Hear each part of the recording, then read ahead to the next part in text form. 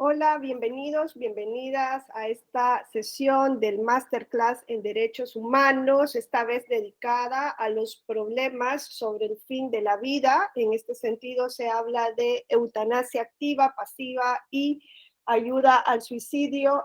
Tenemos el honor de que nos acompañen los profesores Gregorio Cámara, Fernando Rey y Giuseppe Campanelli.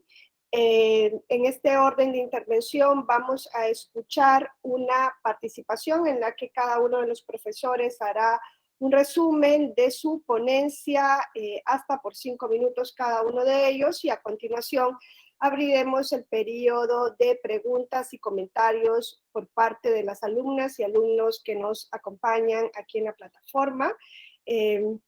Dicho eso, vamos a conceder el uso de la voz en primer lugar al profesor Gregorio Cámara para que pueda hacer el resumen de su participación. Antes de esto, sí quisiera animarles a que pues puedan exponernos levantando su mano quien quiere hacer preguntas y comentarios a nuestros ponentes. Profesor Gregorio Cámara tiene el uso de la voz.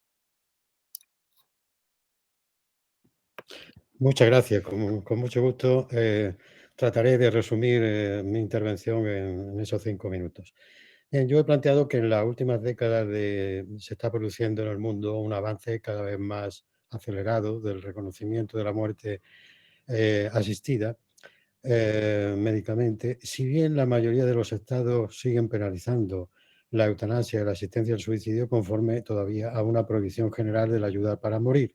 Pero lo cierto es que hay 26 países, de los cuales 10 son estados y 16 estados miembros integrados en una federación, que reconocen alguna forma de existencia de la muerte libremente decidida por una persona, siempre que exista un contexto eutanásico, una enfermedad o padecimiento grave, intenso e insoportable, sin posibilidades de mejora, ya sea porque haya un régimen específico legalmente establecido o bien por vía jurisprudencial en determinados supuestos. Bien, tras haber despenalizado Colombia el suicidio médicamente asistido a mediados de mayo de este año, solo queda ya un país que regula exclusivamente la eutanasia, que es Bélgica. Otros países permiten la eutanasia y el suicidio asistido, como es el caso de Holanda, de Luxemburgo, de Canadá, el estado de Victoria, en Australia, Nueva Zelanda y España, y más recientemente Colombia. Otros contemplan el suicidio asistido, pero no la eutanasia. En este caso hay que distinguir de un lado aquellos que regulan y contemplan el suicidio asistido únicamente para las situaciones terminales, como es el caso de los estados norteamericanos de Oregón, Washington, Vermont, Colorado, California, Washington, D.C., Hawái, New Jersey, Maine y Nuevo México, a los que hay que sumar también Montana, que sin regulación legal lo contempla por vía jurisprudencial. De otro lado, el caso de Suiza, donde no hay una regulación específica, pero sí una normativa despenalizadora en ciertos supuestos no limitados a situaciones terminales.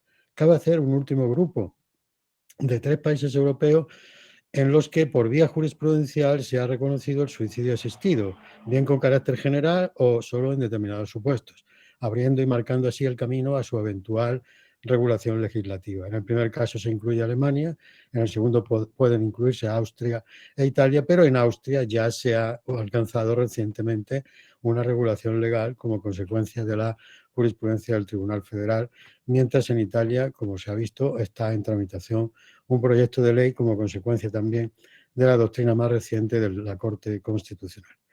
En lo concerniente a las garantías, en la mayor parte de los países con esta legislación, como he planteado, se prevén cuando menos 2 fases, a veces son más, en la intervención médica. La de un primer médico, que suele tener la consideración de médico de cabecera, responsable, asistente o médico coordinador, que examina al paciente y comprueba a partir de la solicitud todos los requisitos legalmente establecidos. Y la de un segundo profesional médico, normalmente especialista en la enfermedad o padecimiento del solicitante, que realiza un segundo examen especializado y una comprobación detallada de todos los requerimientos, pudiendo haber otras intervenciones de más personal médico como asesoramiento según los casos. Todo ello en el marco de unas actuaciones en las que se garantiza la información al paciente en un modo habitualmente deliberativo, y quiero subrayar eso, así como se le da conocimiento y traslado por escrito de todos los informes médicos, dejando la pertinente constancia de todas las actuaciones en los registros que las legislaciones diseñan al efecto. Estas previsiones sobre requisitos, procedimientos y garantías marcan, creo yo, en términos generales, una pauta de actuación médica a la que atenerse, que es de jure, como también recordaba el profesor Fernando Rey, muy garantista y se complementa con controles institucionales. Otra cosa es la situación de facto que puede haber en algunos países.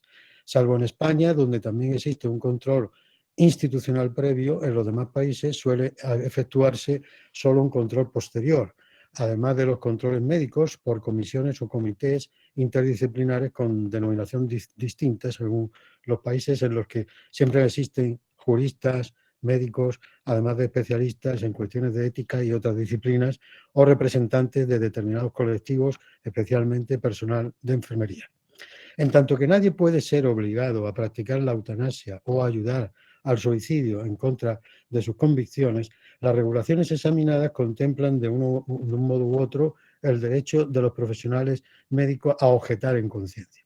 Por otra parte, se especifican las correspondientes exenciones de responsabilidad penal para los profesionales que intervienen en los procesos de asistencia al suicidio o, en su caso, a la práctica de la eutanasia, de acuerdo con los requisitos y condiciones legalmente establecidos. También se establecen mecanismos de información a las autoridades correspondientes, como el Ministerio Fiscal, o se realizan remisiones a otras normas a efectos, en su caso, de deducir exigencias de las responsabilidades que pudieran corresponder por actuaciones contrarias a la ley. Desde mi punto de vista, y voy terminando, este panorama es revelador de que el derecho fundamental a la vida no puede confundirse con la vida misma como prius ontológico de la existencia, cosa que se hace frecuentemente, entendido como valor absoluto, sobrepuesto en todo caso y circunstancia a cualesquiera otros bienes y derechos fundamentales que asisten al propio sujeto, ni tampoco como un deber implícito e insistido, convertido en imperativo categórico frente al mismo titular del derecho conforme a una concepción exclusivamente biológica de la existencia. El bien constitucional vida no puede mistificarse absolutizándolo hasta el extremo de ser impuesto por el Estado sin evaluación ponderada, en el caso concreto, frente a otros valores y principios, bienes y derechos constitucionales de los que también es sujeto titular la persona que vive en una situación de necesidad justificada y justificadora marcada por un contexto eutanásico. Singularmente me estoy refiriendo al principio general de libertad y autodeterminación, al mismo derecho a la vida interpretado de acuerdo con los principios de dignidad y libre desarrollo de la personalidad, al derecho a la integridad física y moral de las personas, el principio y derecho a la igualdad, la libertad ideológica y de conciencia y el derecho a la vida privada. Todo ello sin perjuicio, obviamente, de las distintas tradiciones jurídicas y del cumplimiento por parte del Estado o los Estados de su ineludible deber de protección de la vida. Determinado. Gracias. Muchas gracias, profesor. A continuación, vamos a dar el uso de la voz al profesor Fernando Rey. Muchas gracias, Wendy. Ha sido un placer participar en esta mesa, en este diálogo con jueces mexicanos. Bueno, diálogo de momento no, vendrá después, ¿no?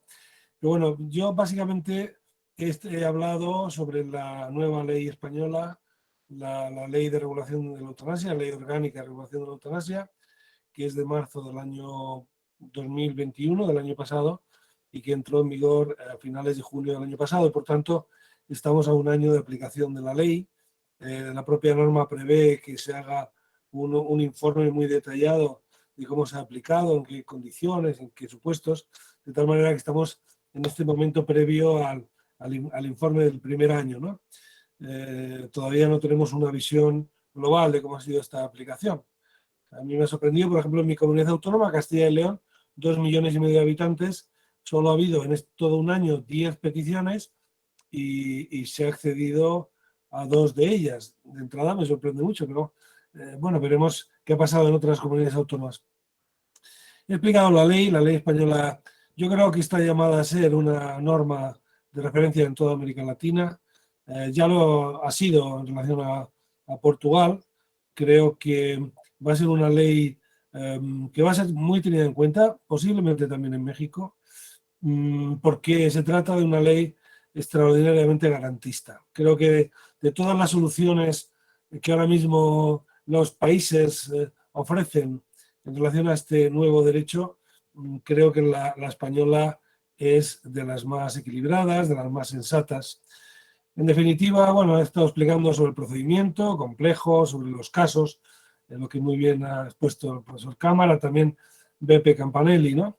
Y finalmente concluyo que, de alguna manera, este nuevo derecho a recibir una prestación de ayuda a morir cuando estás en una situación de enfermedad terminal o con un sufrimiento crónico, grave, incapacitante, se trata de un derecho de carácter fundamental que bebe de dos fuentes. Por un lado, el derecho de autodeterminación corporal, el derecho a decidir no sobrevivir o morir, sino sobre una vez que ya es definitivo que vas a morir pronto o que tienes una situación de vida que en realidad te hace desear la muerte, se trata de decidir cuándo y cómo morir, ¿no? Esto es muy importante.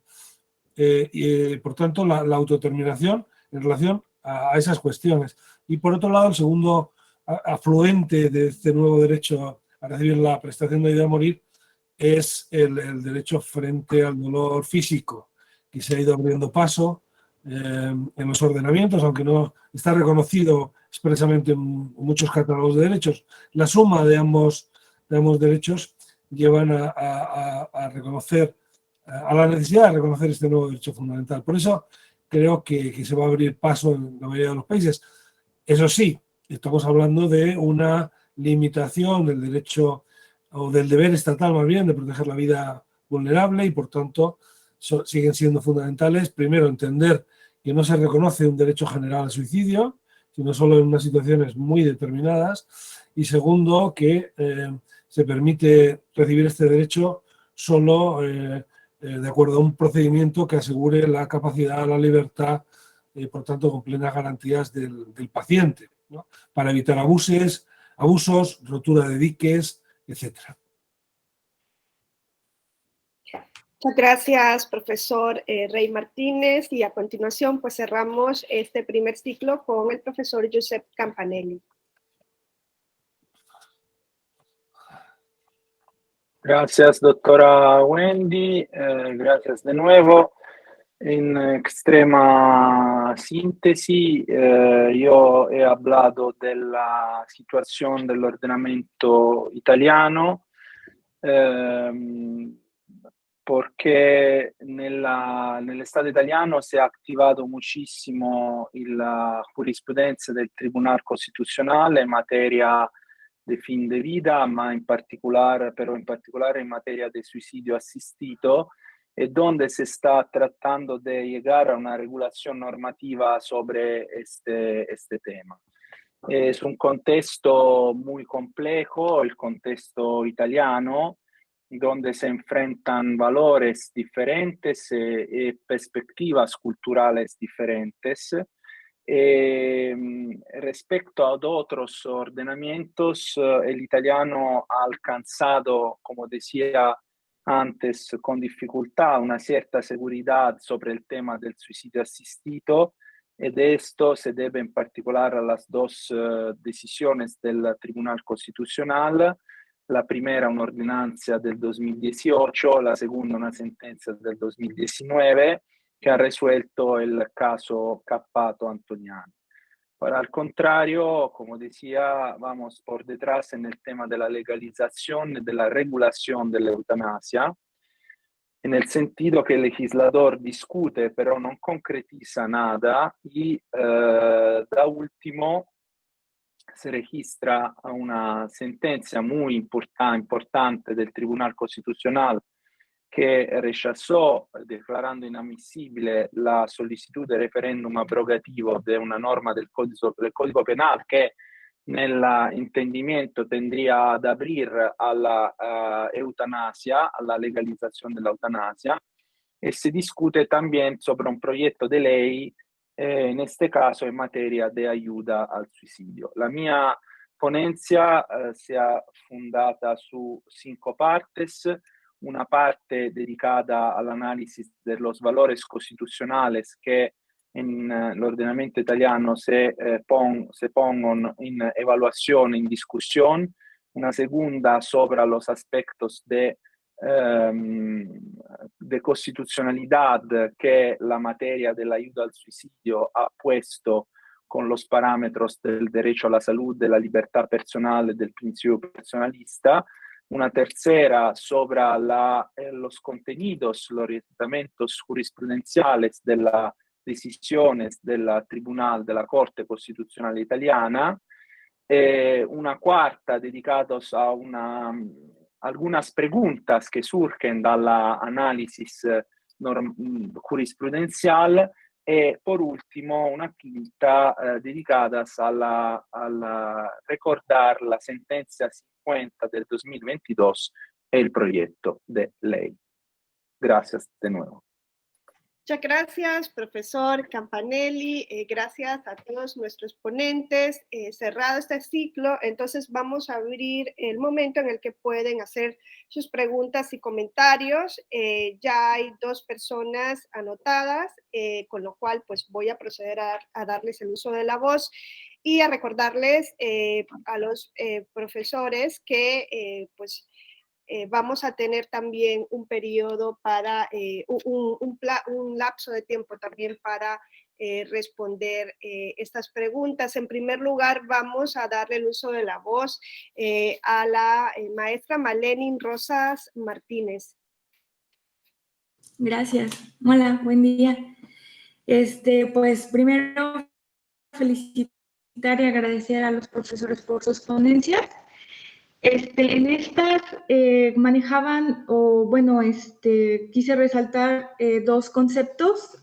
Uno es el concepto de dignidad, que va más enfocado, lo enfocaron a una muerte digna, y el otro sobre el derecho a la vida, como un derecho primero y fundamental, ponerlo antes de cualquier otro derecho. Pero bueno, y mi pregunta va sobre su opinión, saber su opinión sobre la ponderación entre los conceptos de derecho a la vida versus derecho a una vida digna. Pues saber si los legisladores y tribunales de los países que comentaron han considerado esta ponderación. Gracias. Gracias, maestra. Pues si gustan nuestros profesores, si quieren responder a esta pregunta, mientras se van animando nuestras y nuestros alumnos a participar. Adelante, profesor. Sí, claro. Bueno, en primer lugar, muchas gracias, maestra, por la pregunta, que desde luego muy interesante, porque va al corazón del asunto, de lo que estamos intentando plantear aquí los 3 ponentes desde distintas perspectivas esta tarde.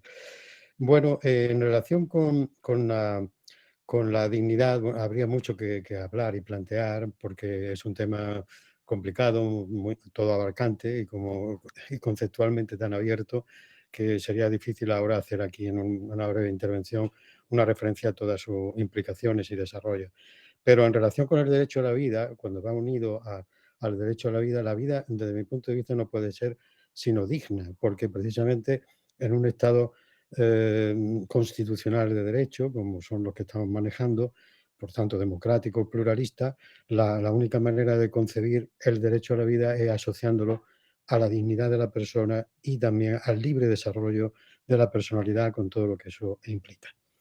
La pregunta tiene un aspecto también muy preciso sobre el tema de si se ha ponderado bien el derecho a la vida con el derecho a una vida digna. Yo creo que sí, precisamente aquí se ha realzado en las 3 intervenciones, creo yo, la sentencia Carter de Canadá, que es una verdadera joya y un ejemplo precisamente en esa ponderación. La ponderación que se hace en esa sentencia es verdaderamente una obra maestra, porque naturalmente con el condicionante de su específico ordenamiento y su norma constitucional, donde llevado una serie de conceptos que no son enteramente equivalentes a cómo se trata el mismo tema en otras constituciones, pero que están vinculados y que forman parte del mismo acervo común de conceptualización de este tema. Por lo tanto, sí ha habido una ponderación en algunos casos, como en el caso de Carter, que me parece que ha sido muy ajustado. Ha habido una ponderación quizás sobredimensionada en algunas sentencias de la Corte Constitucional Colombiana, desde mi punto de vista.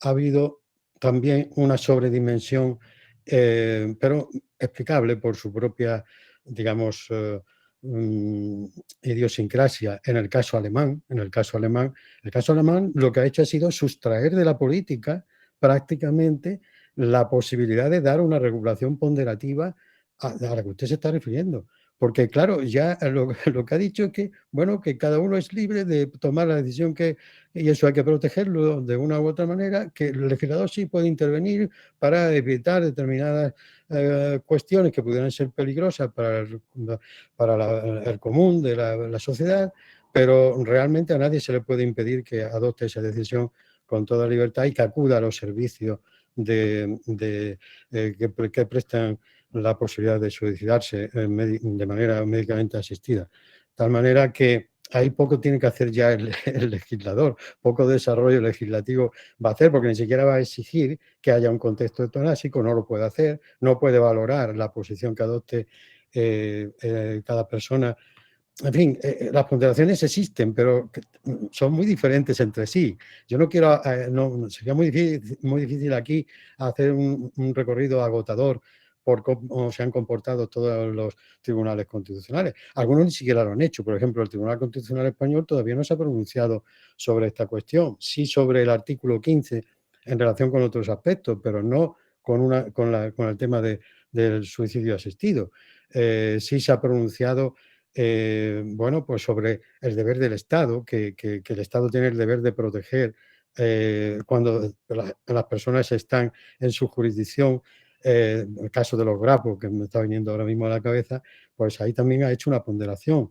Pero no ha llegado, porque no ha tenido la oportunidad de plantearse esta cuestión en tanto en cuanto no ha habido ningún supuesto anterior que así lo permitiera. Ahora lo tiene porque, como recordaba el profesor Fernando Rey, ha habido una impugnación, se ha llevado al Tribunal Constitucional con el correspondiente recurso de inconstitucionalidad, pues la ley que se acaba de aprobar en España. Y veremos a ver qué dice el Tribunal Constitucional al respecto, pero ahí tendrá que manejar también todos los hilos que unen el entramado valorativo, principial, conceptual y jus fundamental de nuestra Constitución, que es muy rico y al mismo tiempo también tiene algunas carencias, como señalaba el profesor Rey, tiene la carencia de que no hay un concepto preciso que vaya directamente al grano, un concepto lo suficientemente abierto al mismo tiempo, con la densidad suficiente como para poder colgar de esa percha, por así decirlo, los problemas que estamos tratando. Bien, otra cuestión que planteaba usted en la pregunta, ya con esto termino, es esa concepción de la vida como valor absoluto, fundamental, que como un prius, como dicen algunos tribunales, entre ellos el Tribunal Constitucional, pero claro, es que lo hacen mal, porque si se refieren a la vida como un prius, está bien dicho. La vida es una condición sine qua non para poder disfrutar del resto de los derechos, incluido el derecho a la vida. El derecho a la vida no es un prius, el derecho a la vida es un derecho muy importante, fundamental, por supuesto, que está en la cabeza de los derechos, pero no se puede hacer una jerarquización, porque los derechos conviven en un sistema. Y entonces el derecho a la vida es un posterius en relación con la vida, con el bien de la vida. Por lo tanto, eso hay que llevarlo a que ese derecho no puede generar, primero, un deber en el propio sujeto de vivir la vida a toda costa, tal como esté, sin posibilidad ninguna de hacer algo por ponerle fin, en definitiva, por señalar un término y un cómo a cómo va a vivir, como aquí hemos debatido.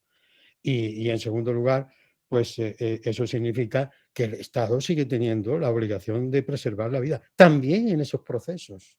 También en esos procesos. Y esos procesos deben ser vividos como excepciones justificadas con un anclaje just fundamental, como decía también el profesor Fernando Rey. Ahí ya interviene, hay un problema, y es cómo se conceptualiza y cómo se configura en un ordenamiento en concreto ese derecho fundamental. Pero a mí no me cabe duda, querido Fernando, me dirijo a ti ahora, porque tú lo has planteado con insistencia y yo te doy toda la razón.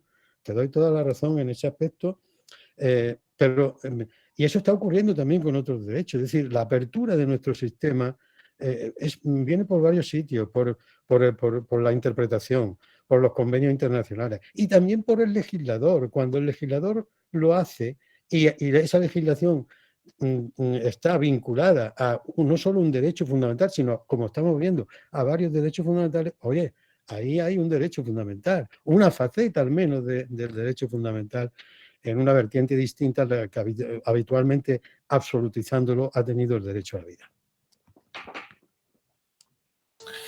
Sí, y de hecho, ojalá el Tribunal Constitucional así lo considere y quede plasmado, porque al final los derechos fundamentales nuevos nacen por parto natural, con la reforma de la Constitución o vía normativa, o nacen con cesárea interpretación judicial, ¿no? Si el Tribunal Constitucional encuentra en la Constitución los asideros de esta nueva ley, hará que de alguna manera la prestación de ayuda a morir sea ya irreversible. Y yo coincido totalmente con lo que ha dicho Gregorio Cámara. Efectivamente, además, hay que distinguir muy bien la vida y la protección jurídica de la vida. Nosotros hablamos de la protección jurídica de la vida, porque la vida es un hecho natural y, por cierto, la muerte es un hecho muy obstinado también, ¿no? No hay un derecho a vivir, por fortuna, eternamente. Y, por otro lado, la protección jurídica de la vida conoce limitaciones clásicas, el estado de necesidad, la legítima defensa, o sea, como derecho y como bien jurídico penal, ya se conocen bien sus limitaciones, ¿no? Pero en realidad, Malenin, yo lo que insistiría es, podemos hablar del derecho a la vida, como se habla, ¿no? Que muy bien ha dicho Pepe, ningún tribunal dice el derecho a la vida incluye la facultad de disponer de la vida, en fin. Bueno, está bien, pero ahí eso arroja más bien incertidumbre, igual que hablar de vida digna, porque ¿qué ocurre con un paciente que tiene ese sufrimiento que le permitiría acceder a la eutanasia y sin embargo no quiere acudir? ¿Qué? Estamos diciendo que es una vida indigna, pero a lo cual él sí que lo está. No, en realidad yo lo que quiero insistir es que aquí estamos hablando de la autodeterminación, de la libertad, de la autonomía de la persona, tanto la autonomía espiritual, la capacidad de decidir cuándo y cómo morir, y la autonomía corporal de no soportar un dolor físico o psicológico de una magnitud extraordinaria, ¿no? Así que tomemos en serio la libertad. O sea, cuando llevamos el debate solo a la vida, se suele hacer, digamos, esa ideología conservadora con disfraz, normalmente. Gracias, profesores. No sé si el profesor Campanelli también quiera participar en esta pregunta. Sí, gracias. Sí, quería. La pregunta es muy calibrada también sobre el ordenamiento italiano, porque nosotros tenemos propio este problema de la relación entre el derecho a la vida y el derecho a la vida digna, con una precisación, que la Constitución italiana no prevé expresamente el derecho a la vida. Nosotros no tenemos una disposición constitucional que está expresamente dedicada al derecho a la vida. Nosotros, como decía antes, recordando la sentencia 50 del 2022, tenemos una norma constitucional que es el artículo 2 que implícitamente richiama el derecho a la vida. Hecha esta premisa, que quiero decir que la cuestión es muy complicada, obviamente, y soy de acuerdo con lo que han dicho los profesores que me han precedido. Pero una cosa, para mí el problema es que el derecho a la vida tiene que ser respetado y tutelado y protegido, ma non en absoluto. En otras palabras, el derecho a la vida no se puede olvidar, ma se puede evaluar con otros derechos que en el caso concreto es el derecho a la vida digna, porque una condición de sufrimiento tan importante crea una vida dignitosa. Creo que no. Pero cuando se enfrentan el derecho a la vida y el derecho a la vida digna, soy de acuerdo con Fernando cuando dice que es mejor introducir otros parámetros, que son para mí la autodeterminación, el consentimiento y sobre todo el respeto de la persona. Porque si yo entiendo normativamente o de vía jurisprudencial respetar la voluntad de la autodeterminación de la persona, en este caso tengo que reconocer a la persona un derecho fundamental a la autodeterminación. La consecuencia de este reconocimiento es la autodeterminación a interrumpir una vida que no es digna. Muchas gracias, profesores. A continuación vamos a dar el uso de la voz al magistrado Sergio Arturo Guerrero. Hola, muchas gracias, Wendy. Saludo con mucho gusto a los doctores Fernando, Gregorio, Giuseppe. Siempre son temas muy importantes, muy interesantes. Y la verdad es que en nuestro continente, al menos en México, todavía no estamos muy acostumbrados a reflexionar este tipo de temas, dado que, pues, así sistemáticamente en México al menos se ha negado la posibilidad, ¿no?, de una eutanasia o del suicidio asistido o del homicidio consentido. Yo quisiera hacer un planteamiento desde la ética, a ver qué les parece, ¿no? En ética situacional, pues tomando en cuenta que los derechos fundamentales son, digamos, moral positivada o la gran carga moral que tiene decidir tomar decisiones políticas y legales acerca de esto, si en ética situacional cuenta mucho a quién le toca ser el que desconecta o el que ayuda a la muerte, ¿no? Resulta que este es un derecho que no es autoejecutante, es decir, se necesita siempre un tercero que auxilie o que deje de ayudar. Y en la teoría moral, bueno, pues una regla es no afectar a nadie, ¿no? No hacer actos de maleficencia, le llaman. Y la otra regla débil de la moral, es decir, un deber moral débil, es ayudar a otros, ¿no? Hacer actos de beneficencia, no maleficencia y beneficencia. En la ética situacional les pregunto con todo respeto si a ustedes algún día les ha tocado, más allá de estudiarlo, vivirlo. Es decir, si han estado en la situación de tener que ayudar, ¿no? Hacer un acto de beneficencia para una ley de última voluntad, para ejecutar una última voluntad. Y les pregunto esto porque tal vez yo no reduciría el tema de la ponderación, pero este es un tema así que sacó Giuseppe y en la última pregunta también salió, solamente a confrontar derechos entre derechos del mismo titular, porque eso genera un beneficio neto, es decir, el derecho a la vida del propio titular y el derecho a la libertad, a autodeterminación de ese mismo titular, ¿no? Eso pues parece una construcción, digamos, artificiosa y no es una auténtica ponderación de derechos de dos titulares. Pero donde sí parece que hay una verdadera ponderación es cuando está esto de la objeción de conciencia que yo no conocía muy bien y no conozco, la verdad, pero el doctor Gregorio nos hizo ver pues una visión comparada de cómo se resuelve este problema. Y bueno, yo quisiera saber, pues si este tipo de argumentos juegan o no juegan, o en las cortes de derechos humanos, que son derechos morales, ya no forman parte de la reflexión. Muchas gracias de verdad por permitirme hacer esta pregunta. Los admiramos y estamos muy contentos con este curso. Gran saludo para allá. Gracias, magistrado. No sé en qué orden quieran participar nuestros ponentes.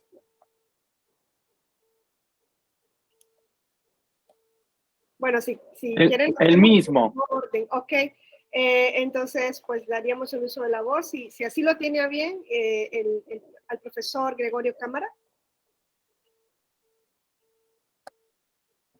Profesor, creo que tiene apagado el micrófono. Sí. Perdón, la pregunta es muy interesante, obviamente. El magistrado ha planteado un tema de extraordinario interés, pero claro, yo soy jurista, no soy especialista en otras materias, y ahí puedo tener algún lapsus o algún problema a la hora de dar una respuesta adecuada, ¿no?, a lo que ha preguntado. Pero yo creo que esa ética a la que se refiere, ya el propio Estado Constitucional de Derecho la incorpora en sus normas de manera intensa a la hora de establecer principios, a la hora de establecer valores y a la hora de configurar precisamente los derechos fundamentales, que siempre hay que entenderlos como un sistema.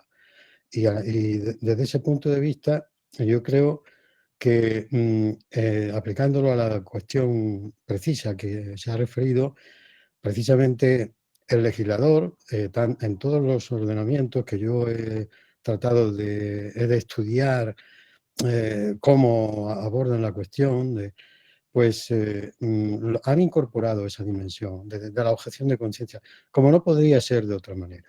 Es decir, aquí estamos hablando ahí de un derecho fundamental de esas personas que se ven en esa situación a respetar también su conciencia, sus pensamientos, sus ideas, sus creencias, no solo las ideológicas, sino también las religiosas que pueda tener. Y entonces es inaceptable, o sería inaceptable desde mi punto de vista, una legislación en un país democrático que no regulara la objeción de conciencia. Es más, es la manera también de ver desde otra perspectiva cómo las personas que tienen que hacer la intervención, el personal médico, cuando lo deciden y deciden que sí, que van a colaborar, pues lo hacen, pero saben que si no lo hacen, podrían plantearlo con toda plenitud porque estarían ejerciendo un derecho, una libertad fundamental. Al hacerlo, son conscientes de que colaboran de manera solidaria con el planteamiento de un derecho fundamental que hace el paciente y se convierten por imperativo de la ley en un habilitado para poder llevar a cabo esa función. Una función que está objetivada, que está protocolizada, que está protegida por el mismo ordenamiento y por el mismo Estado como una manifestación incluso del derecho a la vida. Y entonces, desde ese punto de vista, yo creo que la ética a la que usted se refiere, situacional, está ya incorporada en el modelo del Estado constitucional democrático, en su sistema de reconocimiento y protección de los derechos y libertades fundamentales.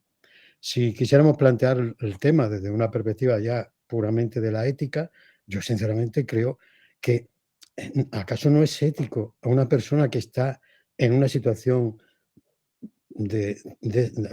como la que aquí estamos tratando, sufriendo de manera intolerable, queriendo ejercer su libertad de autodeterminación, poner fin a su vida para no sufrir más o porque tiene una concepción de la vida completamente distinta? Y ahí podría haber muchos elementos más que podrían explicarlo. ¿No es también un objetivo de la ética dar satisfacción a esa realidad, colaborar en una situación en la que el propio paciente está pasándolo muy mal? Yo sinceramente creo que es un planteamiento. El derecho puede ser ciego, el derecho a esa realidad, puede ser el derecho ciego, puede ser la medicina ciega a esa realidad. Todo eso también es una dimensión ética en la que yo no quiero meterme porque no estoy lo suficientemente preparado en ese campo como para mantener un debate, pero yo creo que desde el punto de vista jurídico a mí no me cabe la menor duda que esa incorporación está en la norma constitucional. Gracias. Sí, coincido con Gregorio. La ventaja de hablar después de él es que ya lo he dicho todo, ¿no?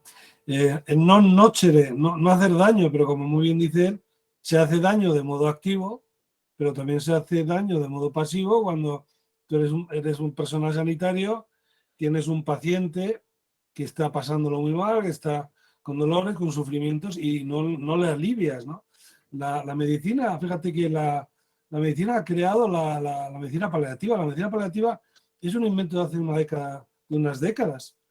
tradicionalmente la función de la medicina se decía es curar, pero claro, hay un momento en que también los médicos han comprendido que la función es aliviar el dolor, aliviar el sufrimiento, sobre todo cuando ya la enfermedad es incurable, ¿no? O sea que en realidad hay que reconocer la prestación de ayuda a morir para evitar incurrir en el non-nocere, ¿no? Y luego, en cuanto a experiencia personal, no he tenido ninguna, pero personalmente prefiero tener en la cartera de prestaciones de mi sistema público de salud una prestación así.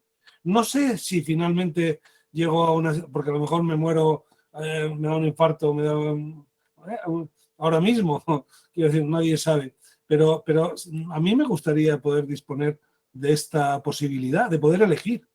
De hecho, en Oregón, decían, cuando lees los informes de evaluación de cómo es la cosa allí, no, se administran muchas más enfermedades letales, muchas más barbitúricos letales a los pacientes de los que luego se autoadministran. Y cuando les preguntan, algunos dicen, mira, finalmente no he tomado la medicación, porque además es medicación oral, pero me dio mucho consuelo, mucha sensación de tranquilidad tenerla a mano por si acaso, ¿no? O sea, no, en el fondo no se obliga a nadie a elegir esto, pero abre la posibilidad de elegirlo, ¿no? Claro.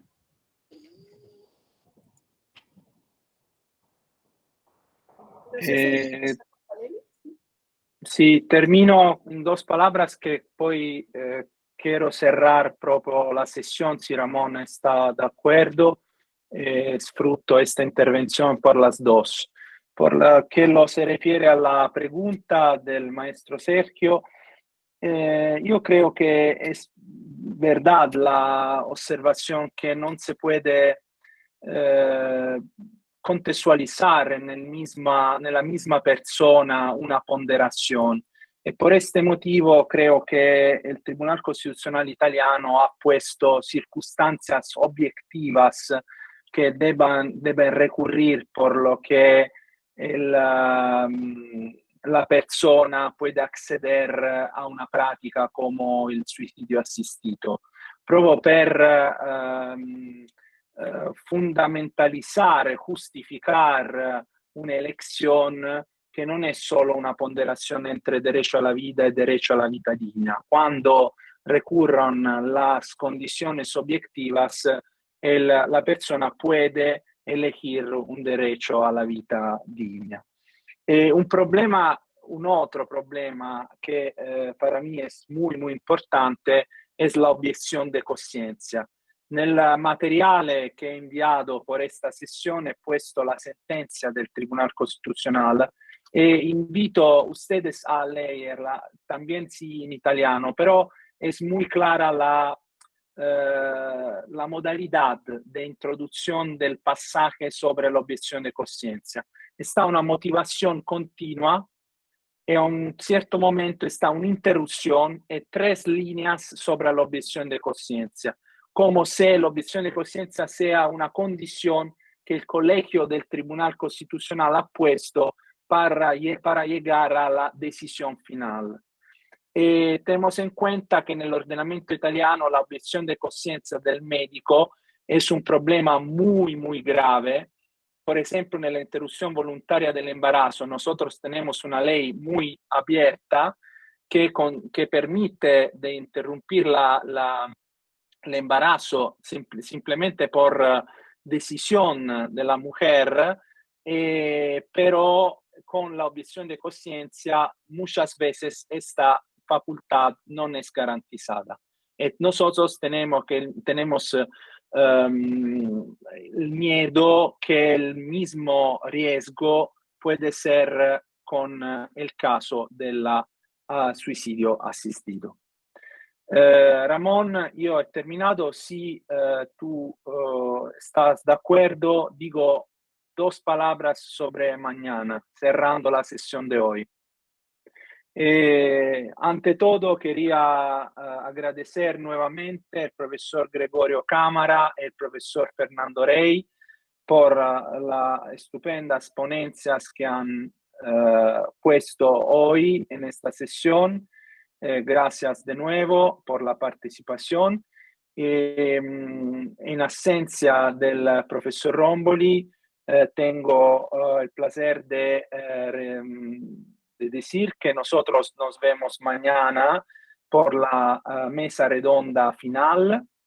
Mesa redonda final que tiene una organización un poquito diferente de las sesiones que hemos tenido hasta este día. Per la mesa redonda del viernes, el coordinador, que es el profesor Romboli, hará 3 preguntas